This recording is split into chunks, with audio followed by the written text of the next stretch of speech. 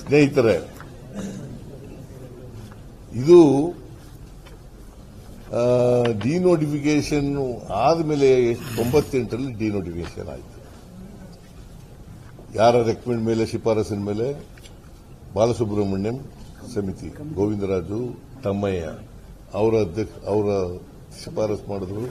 ಮೂಡಾದವರು ಬರೆದಿದ್ರು. ಆಮೇಲೆ ಮೂಡಾದವರು ಸರ್ಕಾರಕ್ಕೆ ಎಲ್ಲ ಕೇಳ್ಕೊಂಡಿದ್ರು. ಅದಾದ್ಮೇಲೆ ಇದೆಲ್ಲ ಆಗಿದೆ. ಇದು ಡಿನೋಟಿಫಿಕೇಶನ್ 98ರಲ್ಲಿ ಡಿನೋಟಿಫಿಕೇಶನ್ ಆಯಿತು. ಆಮೇಲೆ ಡಿನೋಟಿಫಿಕೇಶನ್ ಆದಮೇಲೆ ಮಲ್ಲಿಕಾರ್ಜುನ ಸ್ವಾಮಿ ಕೊಂಡ್ಕೊಂಡಿರೋದು 2004. ಅಂದ್ರೆ ಡಿನೋಟಿಫಿಕೇಶನ್ ಆದ 6 ವರ್ಷಗಳ ನಂತರ ಇದು ಶೇಲ್ ಡೀಡು. ಯಾವಾಗ ತಗೊಂಡಿರೋದು? 25/8/2004. 25/8/2004 ದೇವರಾಜು ಅವರಿಂದ, ದೇವರಾಜು ಅವರಿಂದ ಸಹಾಯ ಮಾಡಿಕೊಂಡಿದ್ದಾರೆ. ಆಮೇಲೆ ಅವರ ಹೆಂಡತಿ ಮತ್ತು ಮಕ್ಕಳುಗಳು ಕೂಡ ಸೈನ್ ಮಾಡಿದ್ದಾರೆ. ಕಾನೂನು ಪ್ರಕಾರವಾಗಿ ಕ್ರಯ ಆಗಿದೆ ಸಬ್ ರಿಜಿಸ್ಟ್ರಾರ್ ಆಫೀಸ್ನಲ್ಲಿ. ಆಮೇಲೆ 2005ರಲ್ಲಿ ಮಲ್ಲಿಕಾರ್ಜುನ ಸ್ವಾಮಿ ಕನ್ವರ್ಷನ್ ಮಾಡಿಸ್ಕೊಂಡಿದ್ದಾರೆ.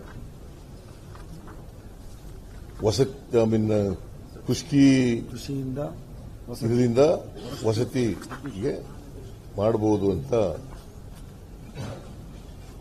15/7/2005 15/7/2005ರಲ್ಲಿ ಮಾಡಿಕೊಂಡಿದ್ದಾರೆ. ನಮ್ಮ ಮಾವನಿಗೆ 3 ಜನ ಮಕ್ಕಳು, ಮಲ್ಲಿಕಾರ್ಜುನ ಸ್ವಾಮಿ, ಜಗದೀಶ್, ನನ್ನ ಹೆಂಡತಿ. ಅವರಿಬ್ರು ಭಾಗ ಆಯ್ತಾರೆ. ಆ ಭಾಗ ಆಗುವಾಗ ಅರಸಿನ ಕುಂಕುಮಕ್ಕೆ ಅಂತೇಳಿ ಮಲ್ಲಿಕಾರ್ಜುನ ಸ್ವಾಮಿ 2010ರಲ್ಲಿ ದಾನಪತ್ರ 2010 6/10/2010 ದಾನಪತ್ರ, ಇದು ದಾನಪತ್ರದ ಮೂಲಕ ಕೊಡ್ತಾರೆ. ಅವರು ದಾನಪತ್ರದ ಮೂಲಕ ಅವರಿಗೆ ಕೊಡ್ತಾರೆ. ಏನಾದರೂ ಇಲ್ಲೀಗಲ್ ಇದೆಯಾ ಇದರಲ್ಲಿ? ಕೈಗೆ ತಗೊಂಡಿರ್ತಾರೆ. ಕೈಗೆ ತಗೊಂಡ್ಮೇಲೆ ಕನ್ವರ್ಷನ್ ಆಗುತ್ತೆ. ನಮ್ಮ ಸ್ವಾಧೀನದಲ್ಲೇ ಇರ್ತದೆ. ಆದ್ಮೇಲೆ ನನ್ನ ಹೆಂಡತಿಗೆ ದಾನಪತ್ರದ ಮೂಲಕ ಬರ್ಕೊಡ್ತಾರೆ, ಅರಿಶಿನ ಕುಂಕುಮಕ್ಕೆ ಅಂತೇಳಿ. ಬರೆದು ಕೊಟ್ಮೇಲೆ ನಮಗೆ ಈ 2014ರಲ್ಲಿ 13-14ರಲ್ಲಿ ಗೊತ್ತಾಯಿತು ಈ ಜಮೀನು ಮೂಡಾದವರು ಅಕ್ರಮವಾಗಿ ಸ್ವಾಧೀನಕ್ಕೆ ತಕೊಂಡು ಸೈಟ್ ಮಾಡಿ ಪಾರ್ಕ್ಗಳು ಮಾಡಿ ಹಂಚಿಬಿಟ್ಟಿದ್ದಾರೆ ಅಂತ.